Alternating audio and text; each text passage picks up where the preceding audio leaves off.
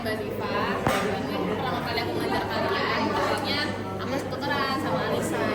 Jadi aku ngajar kalian. Nah terus di sini kita mau belajar apa ya kira-kira?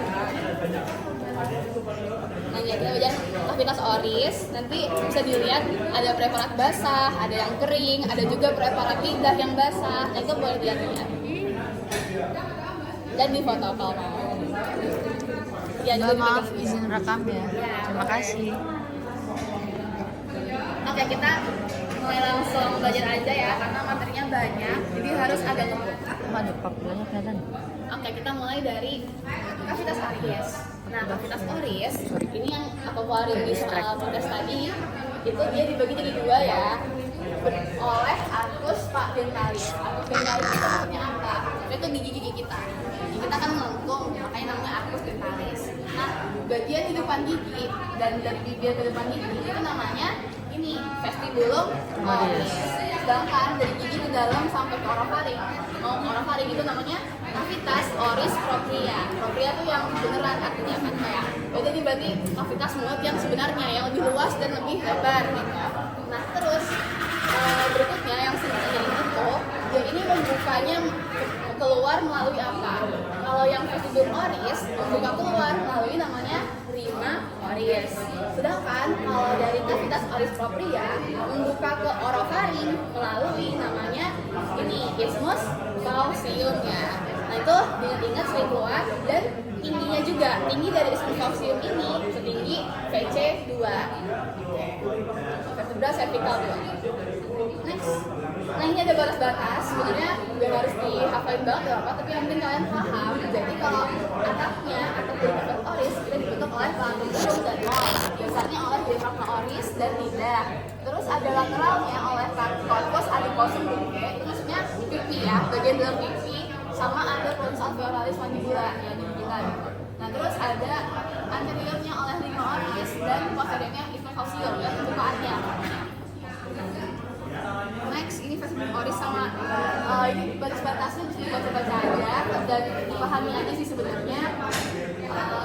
Kayaknya jarang keluar sih. Pokoknya ini udah kalau anteriornya vestibulum oris oleh labium, bagian bibir mana yang udah sini kan.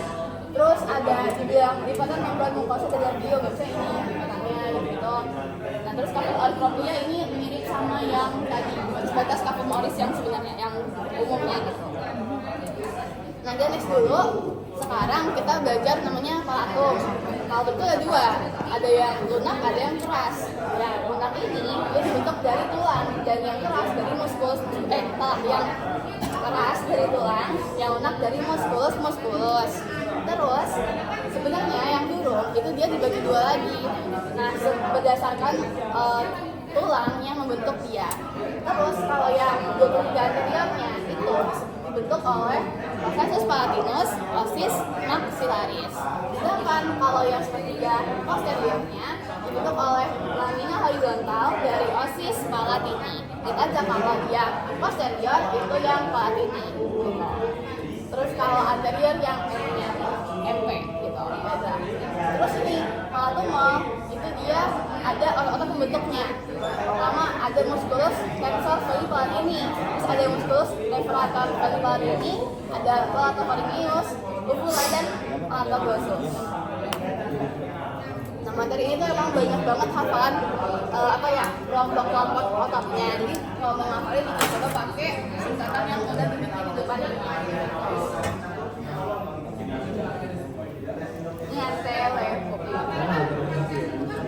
Oke, next. Nah ini kalau dari samping bisa lihat juga di situ, ya ini beda ya. Kalau durung ini dia lebih putih karena ada tulangnya. Sedangkan yang mau ini ya putih juga sih, cuma dia nggak seputih si durung karena bukan dari tulang. Next dulu. Sekarang ke limuan atau yang namanya atau yang kita bilang lidah gitu.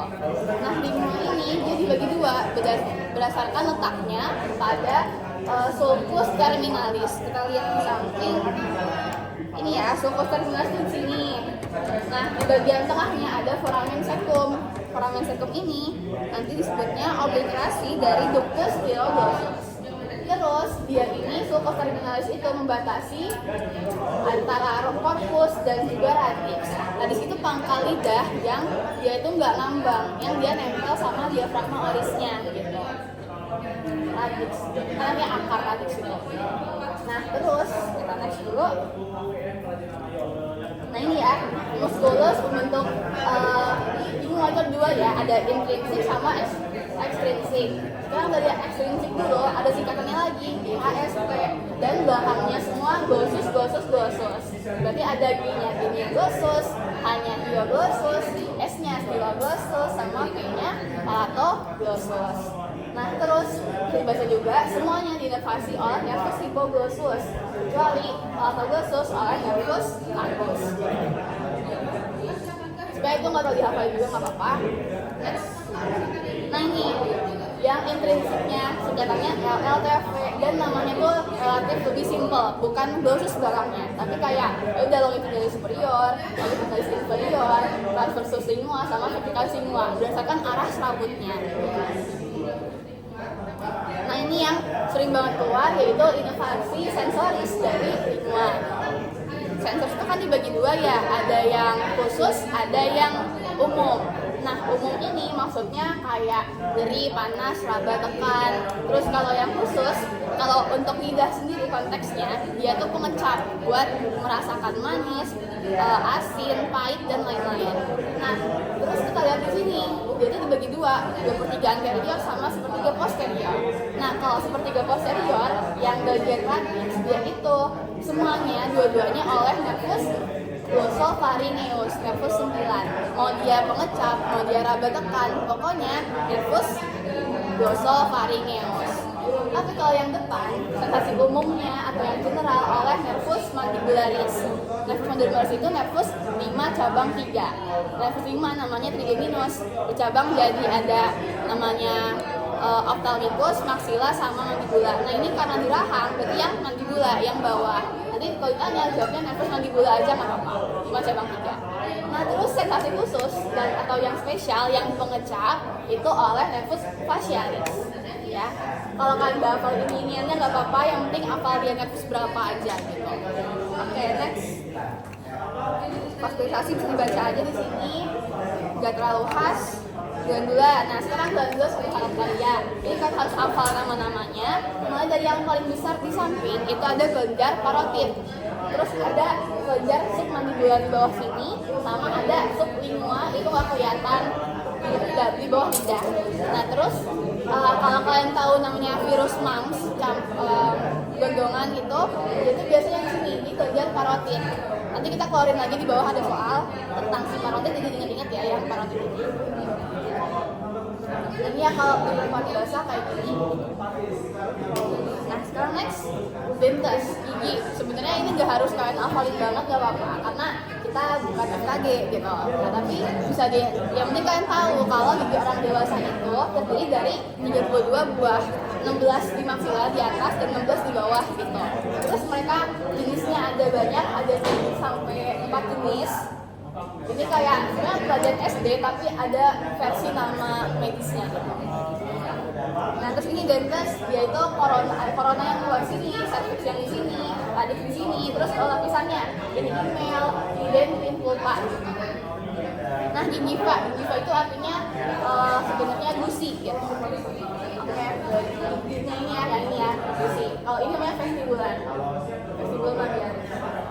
Next. Nah, orofaring ya, bagian dari faring.